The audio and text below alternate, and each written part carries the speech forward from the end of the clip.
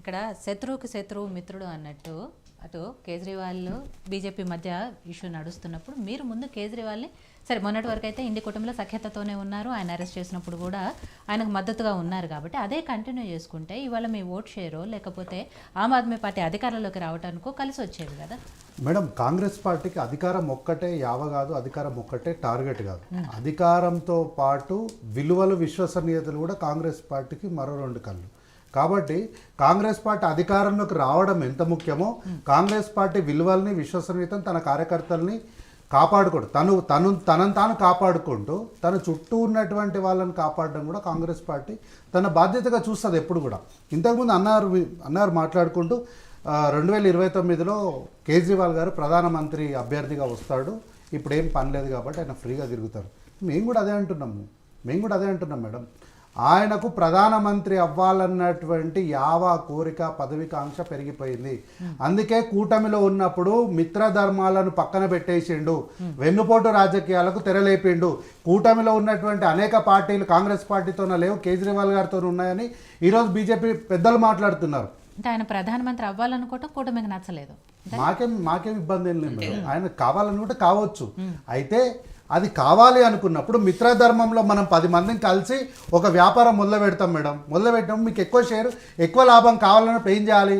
మన బిజినెస్ పార్ట్నర్స్తో అందరితో కూర్చొని నాకు ఇది కావాలనుకుంటున్నాను, ఇట్లా చేయాలనుకుంటున్నాను మీరు డిస్కస్ చేయాలి. అంతేగాని మీరు ముందు ఒకలాగా కూర్చొని వెనక ఇంకొక రాజకీయం చేస్తే దాన్ని మిత్రద్రోహం అంటే అనకపోతే ఏమంటారు మరి? కాబట్టి ఇట్లాంటి పరిస్థితుల్లోనే వారికి ఇండియా కూటమిలో ఉన్నటువంటి చాలా పార్టీలు కాంగ్రెస్ పార్టీకి సపోర్ట్ చేయలేదు అని దీన్ని ఒక పెద్ద బూచిగా చూపిస్తున్నారు మేడం. మొత్తం సైన్యం సమాజం అంతా ఒక సైడ్ నిలబడ్డా కాంగ్రెస్ పార్టీ ఒంటరిగా నిజం పక్క నిలబడుతుంది. ఈ రోజుకు తాను ఒంటరి అయి ఉండొచ్చు, ఈ రోజుకు పిడికెడంత మంది కార్యకర్తలు అక్కడికి ఈరోజు చిటికెడమంతి అయి ఉండొచ్చు, కానీ నిజం పక్షాన నిలబడినప్పుడు గట్టిగా నిలబడతాము. ఎందుకంటే అబద్ధానికి నిజానికి పెద్ద తేడా ఏముండదు మేడం. నిజం నడుచుకుంటే వెళ్ళే లోపు అబద్ధం మొత్తం ఊరంతా తిరిగేసి వస్తుంది. కాబట్టి తిరిగి వచ్చినా అలిసిపోయి కూర్చున్నప్పుడు నిజానికి ఎక్కువ విలువ ఉంటుంది. కాబట్టి ఈరోజు 0 వచ్చింది కదా అని చెప్పేసి కాంగ్రెస్ పార్టీ పైన జాలి పడాల్సిన అవసరం లేదు, దీనంగా చూడాల్సిన అవసరం ఏం లేదు. ఖచ్చితంగా మేము లేస్తాం, నిలబడతాం. ఎందుకంటే ఈరోజు వారికి 2029కి ప్రధానమంత్రి అయ్యే అవకాశం ఉంది. ఖచ్చితంగా వారికి ఏం పని లేదని అంటారు. Yes correct. ఎందుకంటే ఈ రోజుకి లిక్కర్ స్కామ్ అనేది ఇక్కడికి స్టాప్. మన దేశంలో ఎన్నో వందల కేసులు మూలన పడిపోయి బూజు పట్టి చెదలు పట్టినట్లే ఈరోజు లిక్కర్ స్కామ్ కూడా చెదలు పట్టబోతుంది. ఎందుకు అంటే బీజేపీ పార్టీది ఒకటే, అయితే నువ్వు మా దగ్గర ఓడిపో లేదా మాతో కలిసిపోయినా ఓడిపోయినా నువ్వు వాషింగ్ పౌడర్ నిర్మా, అంతే. నీ పైన ఎట్లాంటి కేసులు ఉండవు. మీ పార్టీ హెడ్ క్వార్టర్లు ఎందుకు ఉంటుంది సార్?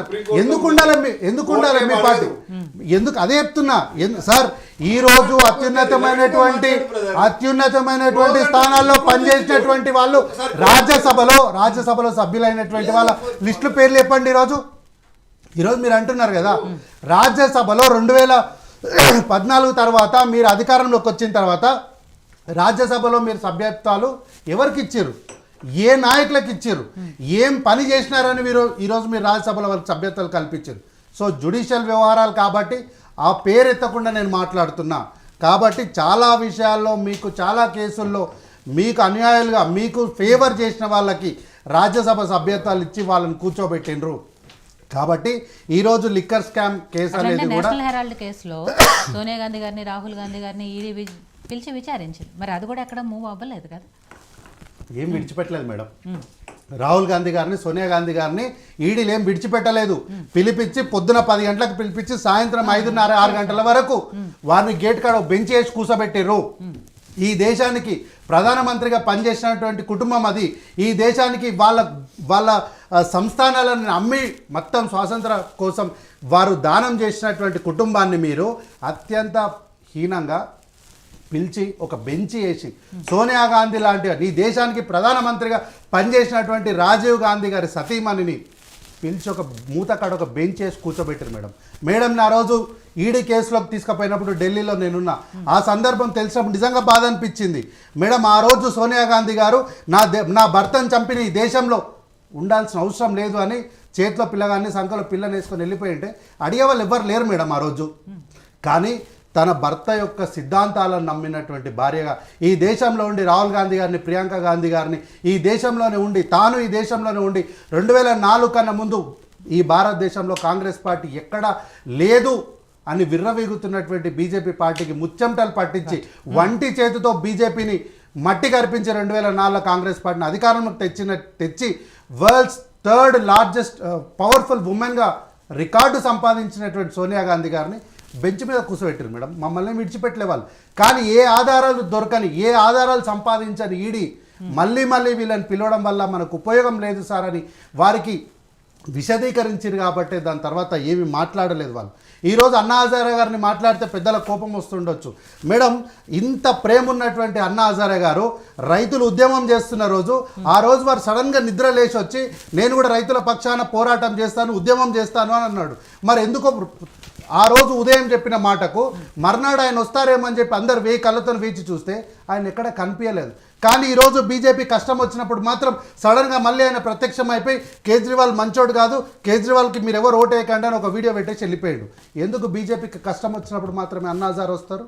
అట్లాంటప్పుడు మాకేం అనుమానాలు రావద్దు అనడానికి ఎందుకు మాకు అనుమానాలు రావద్దు? మీకు ఆయనతోని అత్యంత సన్నిహితాలు ఉండొచ్చు, మీకు వారితోని అత్యంత స్నేహం ఉండొచ్చు, కానీ యువతరానికి వారు ఇట్లాంటి చేస్తున్నటువంటి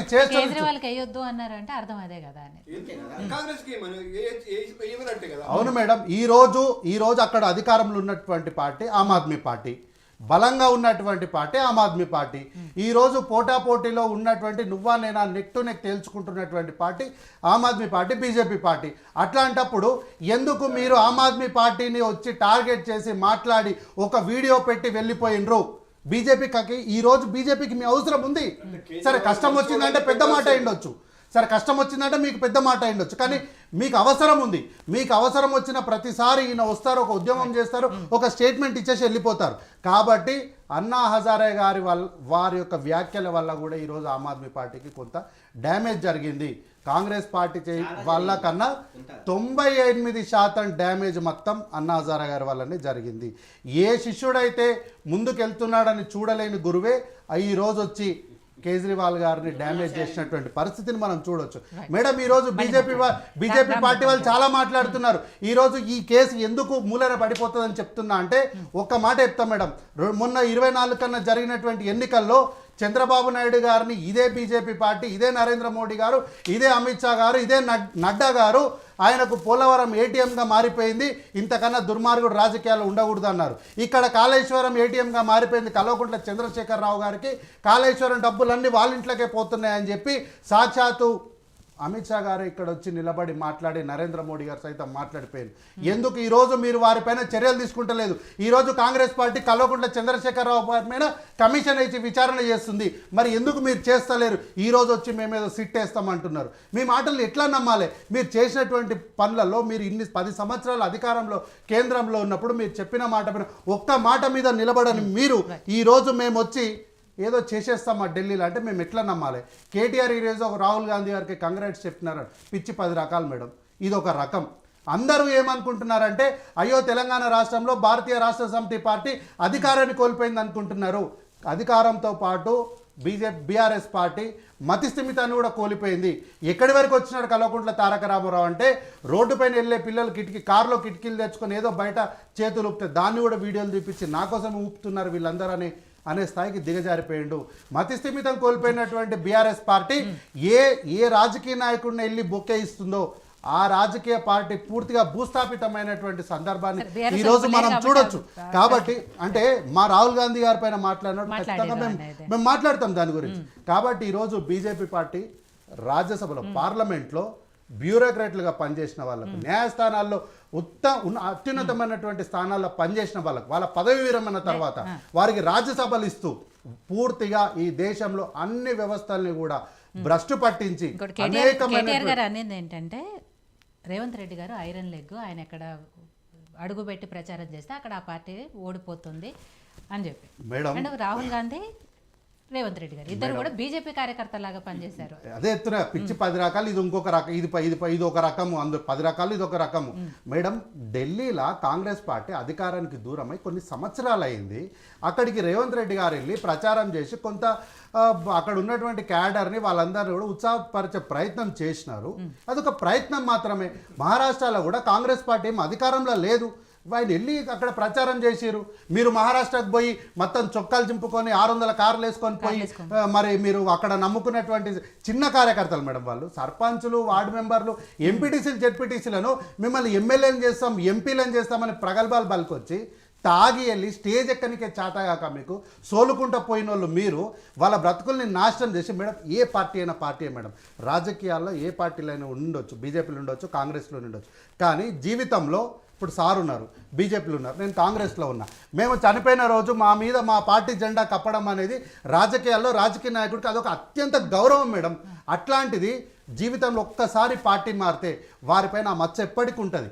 అట్లాగే బీజేపీలో ఎప్పటి నుంచో కరుడు కట్టి బీజేపీలో ఉండి బీజేపీకి తమ సేవల్ని మొత్తం అందించిన వాళ్ళని మీరు అక్కడికి వెళ్ళి వాళ్ళకు మాయమాటలు చెప్పి ఆ పార్టీలోకి వెళ్ళి మీ పార్టీలో కలుపుకొని ఈరోజు వాళ్ళని గాలికి వదిలేసి వాళ్ళ బ్రతుకులేందు అగమ్య గోచరం, వాళ్ళ రాజకీయ భవిష్యత్తు అగమ్య గోచరం చేసిన మీరు రాహుల్ గాంధీ గారి గురించి, రేవంత్ రెడ్డి గారి గురించి మాట్లాడుతున్నారు. ఈ రాష్ట్రంలో కాంగ్రెస్ పార్టీ ఎక్కడా అన్నటువంటి వాళ్ళకి రేవంత్ రెడ్డి గారు తన పాదయాత్రతోని, బట్టి గారి పాదయాత్రతో సమాధానం చెప్పి రాష్ట్రంలో అధికారంలో